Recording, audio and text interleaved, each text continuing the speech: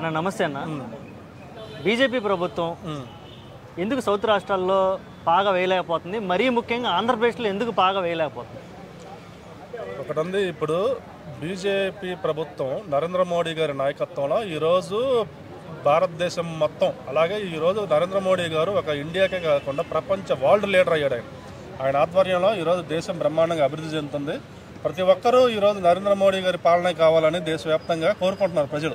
అందుకని నేను ఢిల్లీ కూడా కేజ్రీవాల్ కంచుకోటలను ఢిల్లీ కూడా నరేంద్ర మోడీ గారు కొట్టారంటే ప్రజల్లో బీజేపీ మీద నమ్మకం ఏర్పడుతుంది. హిందూ ధర్మం కావచ్చు, ఏదైనా కానీ నరేంద్ర మోడీ గారు ఉంటే దేశం ముందుకు వెళ్తుంది అభివృద్ధి పరంగా. అమెరికాకి పోటీ డీటుగా ఇప్పుడు అంతెందుకు, ఇప్పుడు గతంలో ఎన్నో దాడులు జరిగింది భారత మీద. నరేంద్ర మోడీ గారి పరిపాలనలో ఎక్కడైనా ఒక దాడి జరిగిందా ఇండియాలో? ఎందుకంటే ఒక సమర్థవంతమైన నాయకుడు పైన పరిపాలిస్తున్నప్పుడు శత్రు దేశాలకు కూడా వణుకు. ఈరోజు పాకిస్తాన్ అయినా ఏదైనా నరేంద్ర మోడీ గారి పరిపాలన అంటే వణుకు పడుతుంది చైనాకు కానీ. అందుకని ఈరోజు దేశానికి నరేంద్ర మోడీ గారి పరిపాలన ఎంత అవసరం. అలాగే ప్రతి రాష్ట్రంలో కూడా బీజేపీ గవర్నమెంట్ ఉంటే, సెంట్రల్లో బీజేపీ ఉంది కాబట్టి స్టేట్లో కూడా డబుల్ ఇంజిన్ సర్కార్ ఉంటే అటు దేశంతో పాటు రాష్ట్రం కూడా బాగుపడుద్దని మా అభిప్రాయం. దాంట్లో భాగంగా ఈరోజు నార్త్లో మ్యాక్సిమం బీజేపీ సర్కారే ఉంది.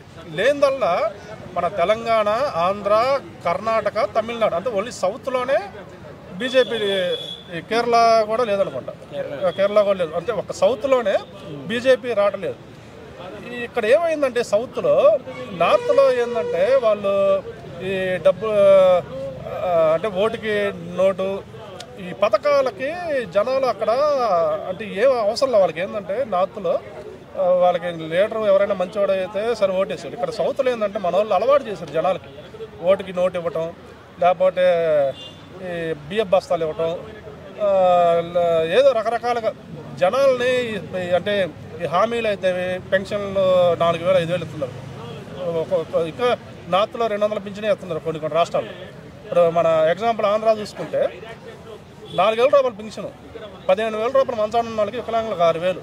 అలాగే ఎన్నో రకరకాల పథకాలు పెట్టారు. ఈరోజు ఈ పథకాలకి జనాలు ఆశపడి ఈరోజు అక్కడ ప్రభుత్వాలు గెలుస్తుంది. కానీ ముఖ్యంగా ఆంధ్రప్రదేశ్ ఇప్పుడు మ్యాక్సిమం తెలంగాణలో బీజేపీ అనేది కొంచెం స్ట్రాంగ్గా ఉంది. రేపు తమిళనాడులో కూడా అన్నాడీఎంతో పొత్తుతో రేపు గెలవచ్చు. తమిళనాడులో కూడా అధికారం రావచ్చు బీజేపీ. ఆంధ్రాలో కూడా ఇప్పుడు కూటమి ప్రభుత్వంలో పొత్తులో ఉంది కాబట్టి నెక్స్ట్ రాబోయే ఎన్నికల్లో అయినా బీజేపీ అక్కడ బలపడాలంటే ముఖ్యంగా అక్కడ బీజేపీ పార్టీకి సరైన నాయకుడు అనేవాళ్ళు లేడండి ఆంధ్రాలో. మెయిన్ ఏకాడికి వైసీపీ నుంచి వచ్చిన వాళ్ళని వరకు ఇటు కండవలు వేసుకొని చేర్చుకుంటా ఉన్నారు. కానీ గ్రౌండ్ స్థాయిలో కార్యకర్త అనేవాడు లేడు. ఇప్పుడు నాయకులు అనేవాళ్ళు ఏముంది, ఈరోజు ఈ పార్టీలో ఉంటే రేపు ఇంకో పార్టీకి వెళ్తారు. నీ గ్రౌండ్ స్థాయి, లోకల్ మండల స్థాయి కానీ గ్రామ స్థాయి కానీ ఇది మెయిన్. అక్కడ నాయకులను చేర్చుకోవాలి మీరు. వీళ్ళు కాకుండా ఆల్రెడీ ఎమ్మెల్యేలు ఎంపీ పదవులు అనుభవించి ఖాళీగా ఉన్న వాళ్ళని చేర్చుకోవడం వాళ్ళ మీకు 10 ఓట్లు కూడా రావు. ఎప్పుడైనా కానీ పార్టీ బలపడాలంటే గ్రౌండ్ స్థాయి, గ్రామ స్థాయి నుంచి మండల స్థాయిలో ఉన్న నాయకులను చేర్చుకోవాలా, కార్యకర్తలను చేర్చుకోవాలి. అది చేయటంలో ముందు బీజేపీ అక్కడ. అందుకనే అక్కడ వెనకబడుతుంది. ఇప్పుడైనా ఇప్పుడు అక్కడ ఏం జరుగుతుందంటే కూటమి గవర్నమెంట్ వచ్చింది ఓకే, ఈ 10 నెలల్లో మొత్తం వైసీపీ వాళ్ళని చేర్చుకోవడమే సరిపోయింది. ఇప్పుడు టీడీపీ వాళ్ళు వైసీపీ వాళ్ళు కండ వేయటం, జనసేన వాళ్ళు వైసీపీలు కండ వేయటం, బీజేపీ వాళ్ళు కూడా వైసీపీలు కండ వేయటం. ఎవరైతే గతంలో పదవులు అనుభవించారో ఇప్పుడు ఓడిపోయారో వాళ్ళు మళ్ళీ వచ్చి ఇక్కడ కూడా వాళ్ళే పెత్తనం చేస్తారు, వాళ్ళే పదవులు అనుభవిస్తున్నారు. ఇది అనేది ఏంటంటే ఎవరైనా పార్టీ కోసం నిజాయితీగా పనిచేసిన కార్యకర్తకు నష్టం లేదు.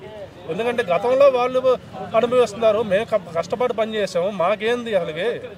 ఇప్పుడు కూడా వాళ్ళే వచ్చి కండవలు వేసుకుంటా 3 పార్టీల్లో వాళ్ళే ఉంటున్నారు అని అక్కడ ఉంది. ఇప్పుడు ఎప్పుడైనా కానీ పార్టీ కోసం కష్టపడ్డ కార్యకర్తలని గుర్తుపెట్టుకోవాలండి. ఇప్పుడు వాళ్ళ కండవలు వేసారు. ఇప్పుడు బీజేపీలో చేరుతున్నారు చాలామంది, జనసేనలో చేరుతున్నారు. ఇప్పుడు బీజేపీలో మొత్తం ఉంది చాలా వరకు వైసీపీ వాళ్ళు.